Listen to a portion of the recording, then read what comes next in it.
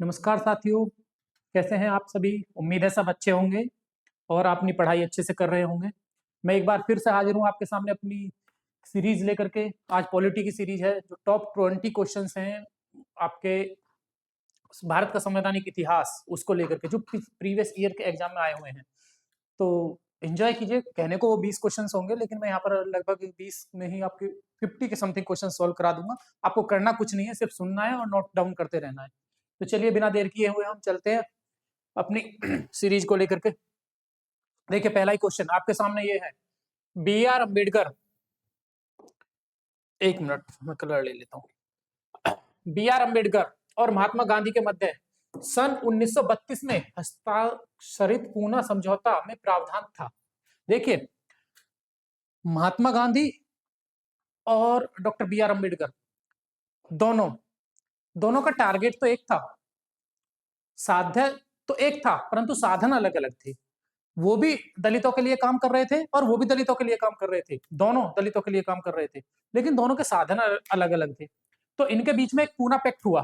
Poona pact यानी गांधी यरवदा की jail में थे, पुणे में पड़ता है यरवदा, जहां आपको नहीं पता होगा अजमल कसाब को फांसी भी वहीं दी गई थी।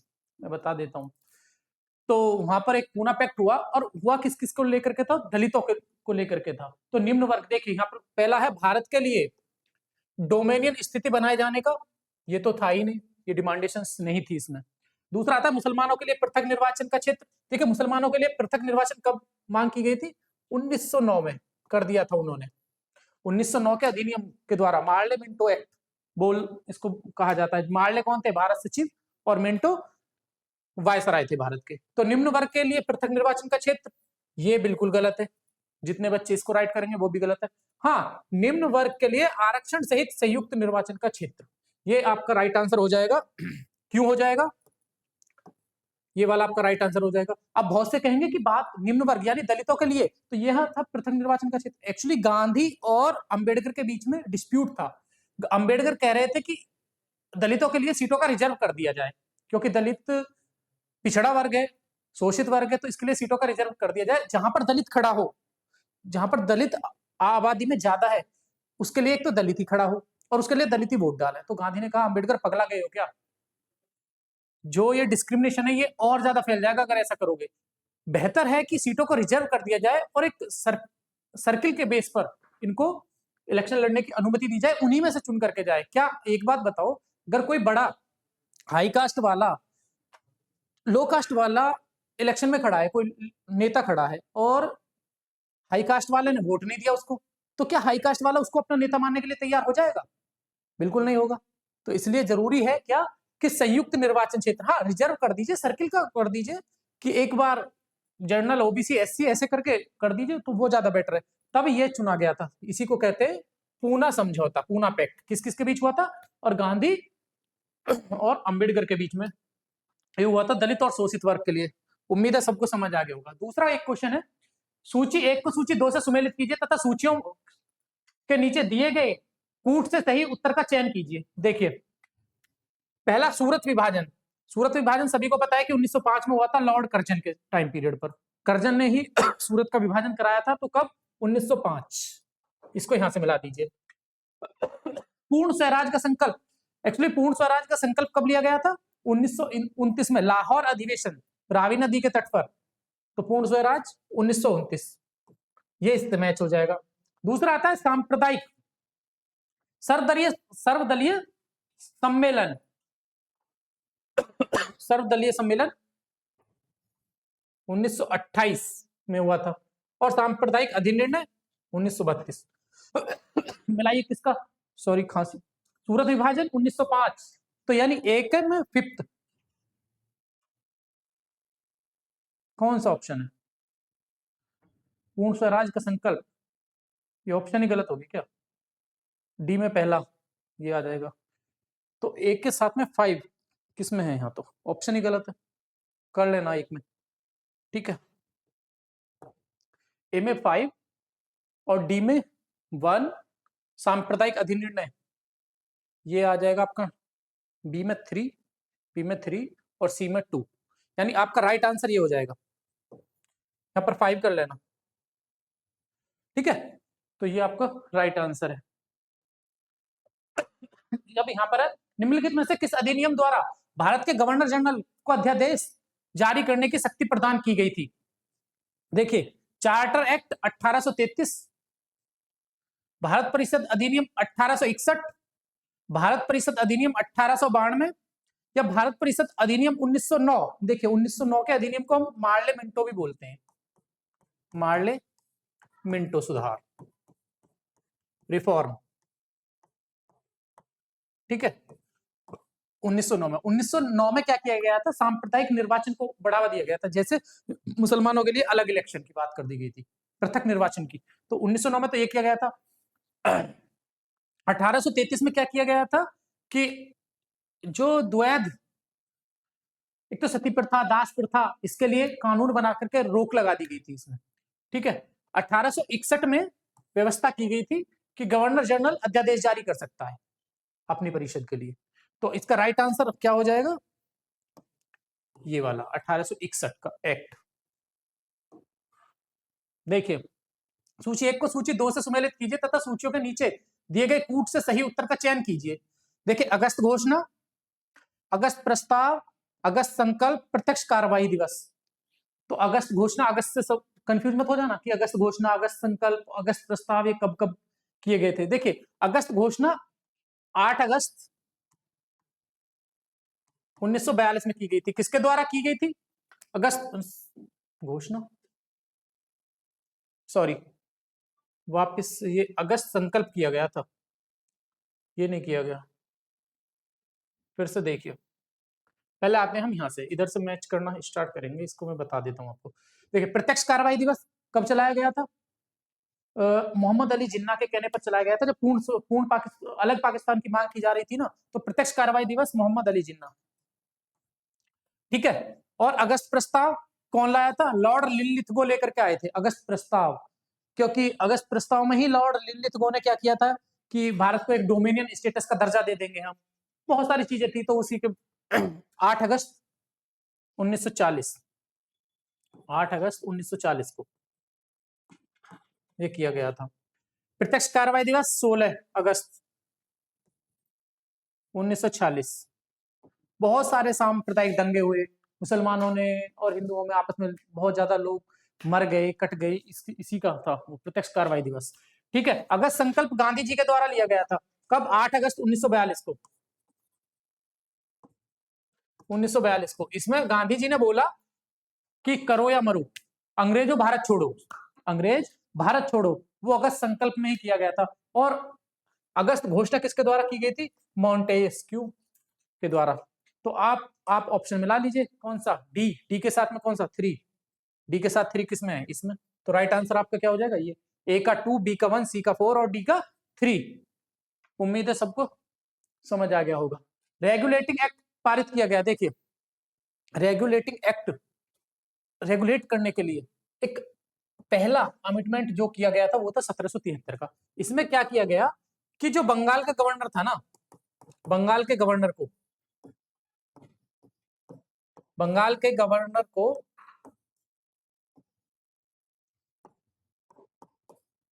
गवर्नर जनरल बना दिया। बंगाल का गवर्नर जनरल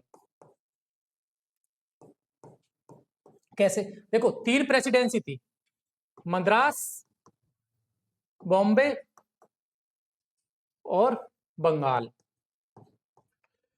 पहले तो तीनों सेपरेट थी, अलग अलग। फिर क्या किया गया कि तीनों में जो बंगाल थी इसको पावरफुल कर दिया गया, इसके अधीनस्थ कर दिया इन दोनों को। अब क्या था, जो बंगाल का गवर्नर था, पहले तो गवर्नर तीनों में थे अलग अलग, इसका अलग गवर्नर था, इसका अलग गवर्नर था, इसका अलग गवर्नर था। इन तीनों के ऊपर एक और पद सृजित कर दिया, उसको बना दिया गया बंगाल का गवर्नर जनरल। और ऐसा कौन पहला व्यक्ति था? तो वो था वॉरेन हेस्टिंग। वॉरेन हेस्टिंग को तो 1773 का एक्ट, रेगुलेटिंग एक्ट 1773 में पारित किया गया था। उम्मीद है अच्छा होगा। देखिए, भारत के गवर्नर जनरल को किस एक्ट के द्वारा अपनी समिति के निर्णयों को स्वीकार करने का अधिकार मिला था? 1773 का रेगुलेटिंग एक्ट, 1784 का पिट्स इंडिया एक्ट, 1786 का अमेंडमेंट एक्ट, 1813 का चार्टर एक्ट। एक्चुअली 1813 का जो चार्टर एक्ट है ना, ये क्या था, इसमें तो शिक्षा के लिए 1 लाख रुपए की व्यवस्था की गई थी। ये कई बार क्वेश्चन पूछा गया है। शिक्षा के लिए 1 लाख रुपए की व्यवस्था की गई थी कि शिक्षा पर हम 1 लाख रुपए खर्च करेंगे सालाना। 1813 में एक ईसाई मिशनरी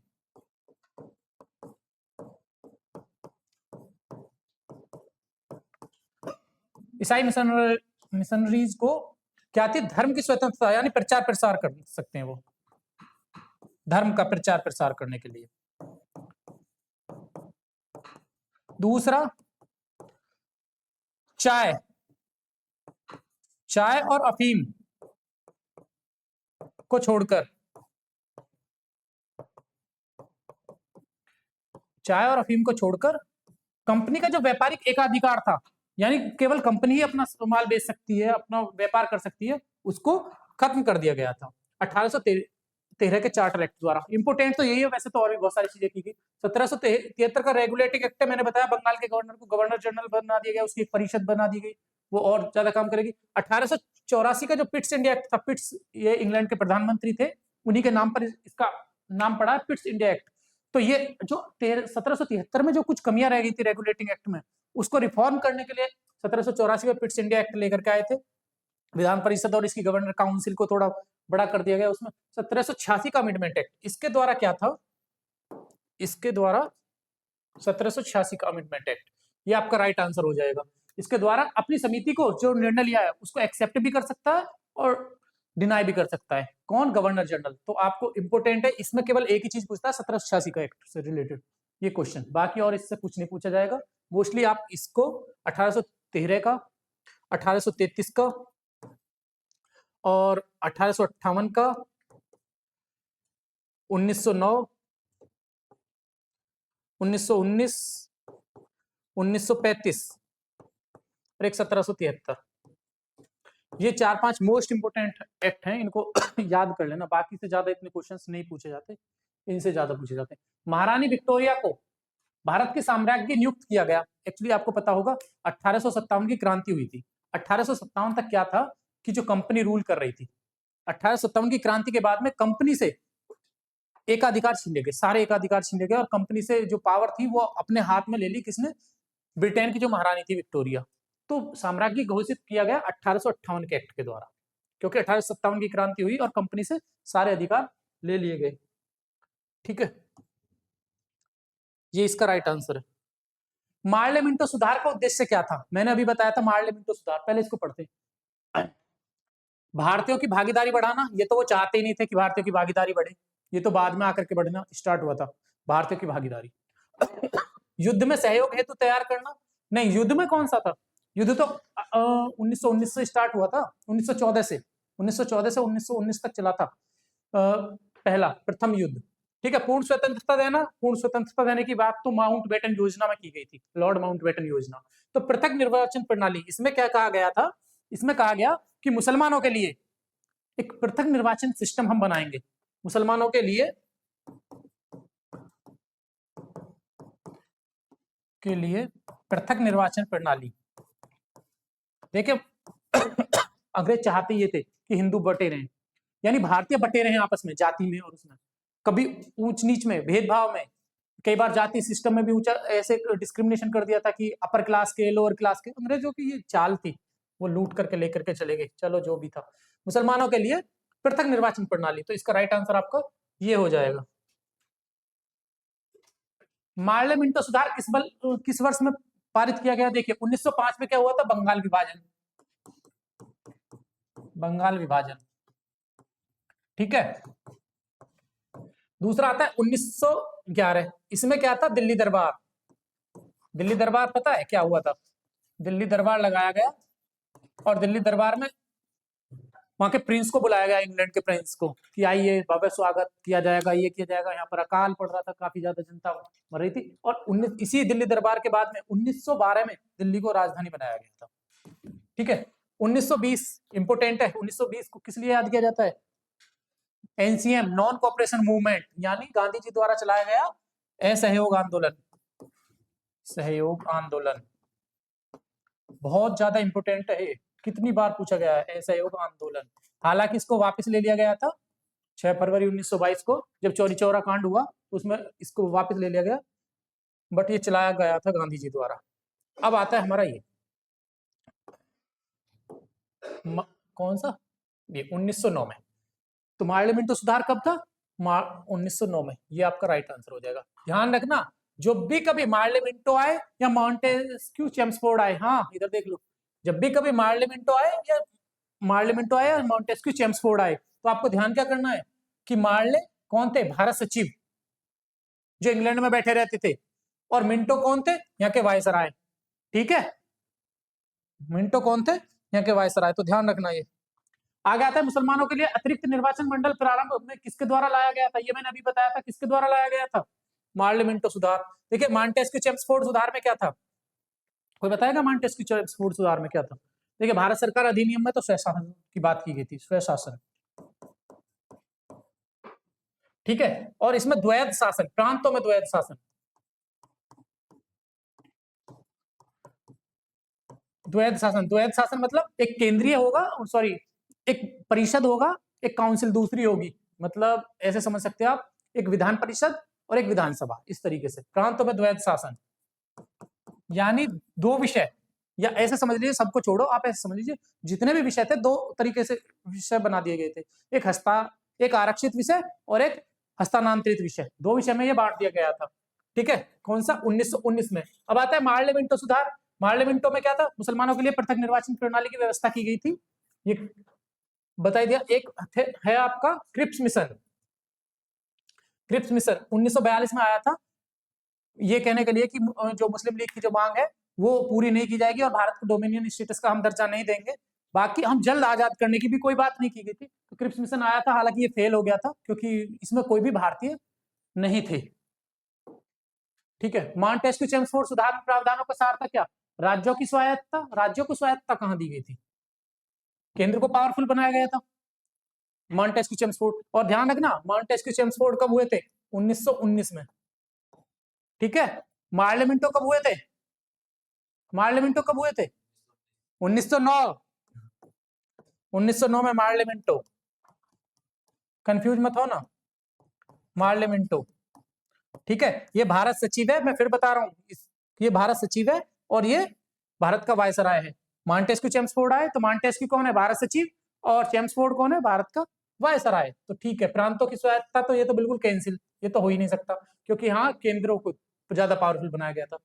हिंदू मुस्लिम हेतु अलग अलग निर्वाचन व्यवस्था, ये तो 1909 में की गई थी, मॉन्टेस्क्यू चेम्सफोर्ड में तो की नहीं गई, तो ये भी आपका गलत हो गया।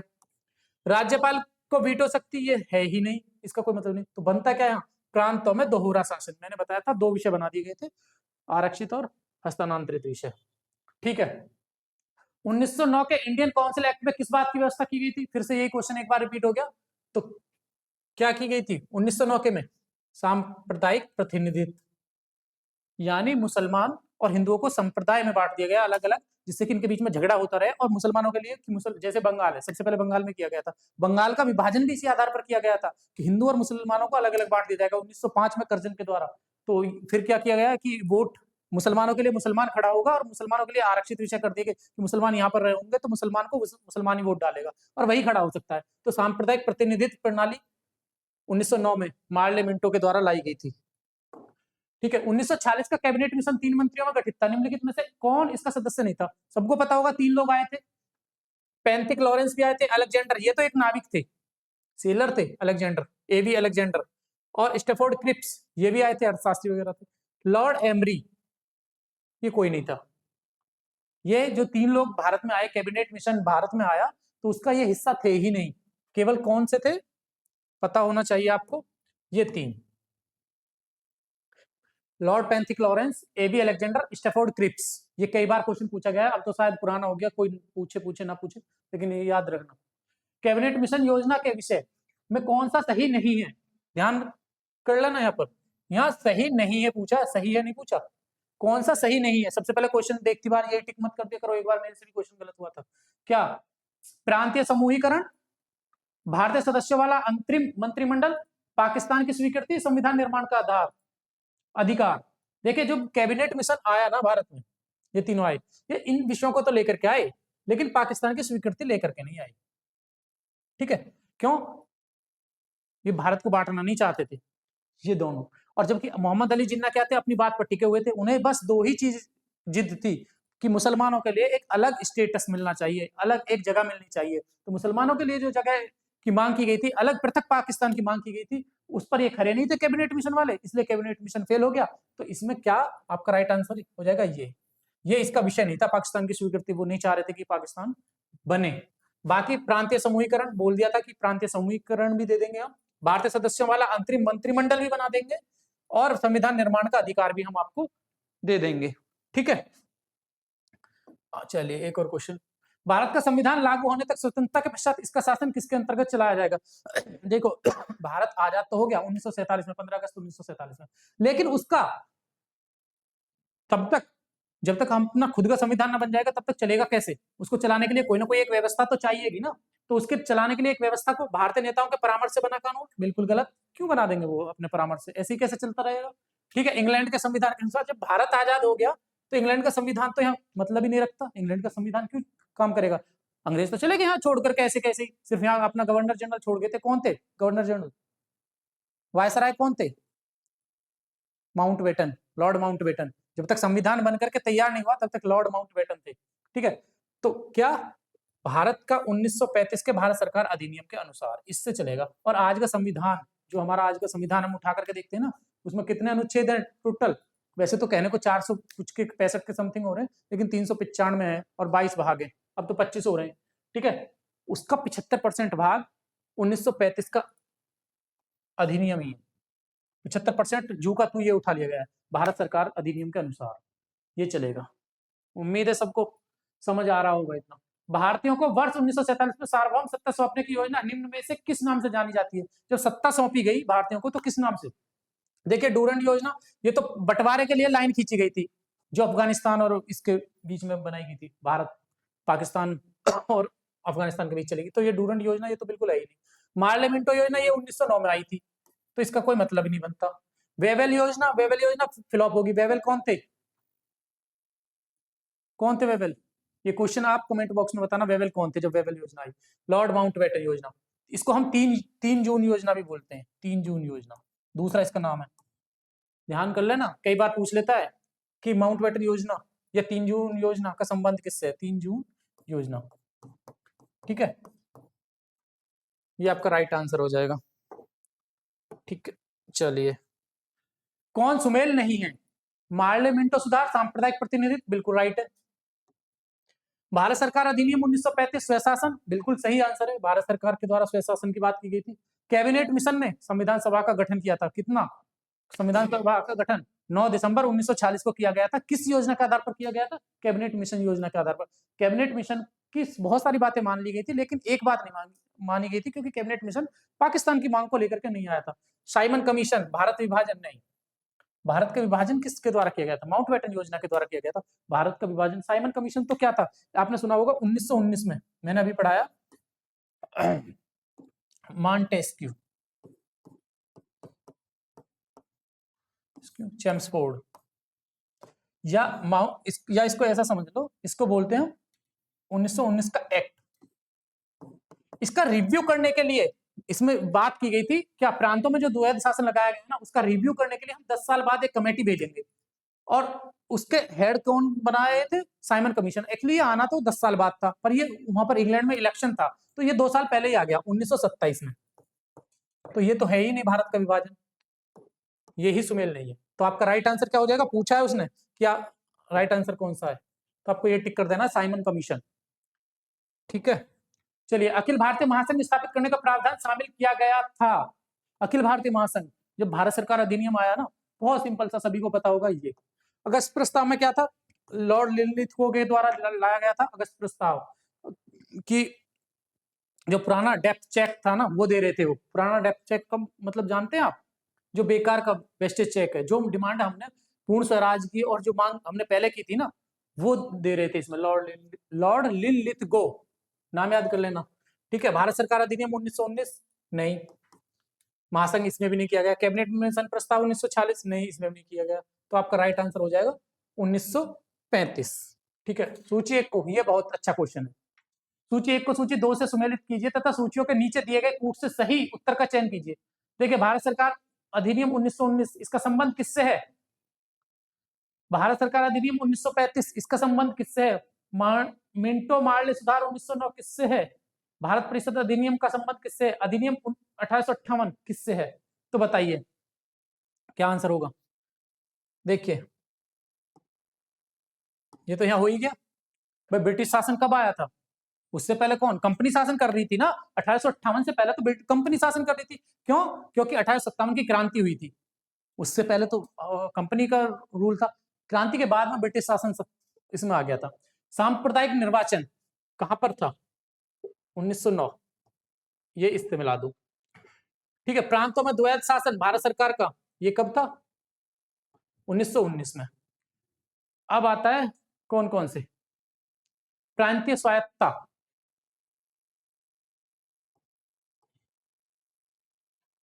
देखो एक मिनट,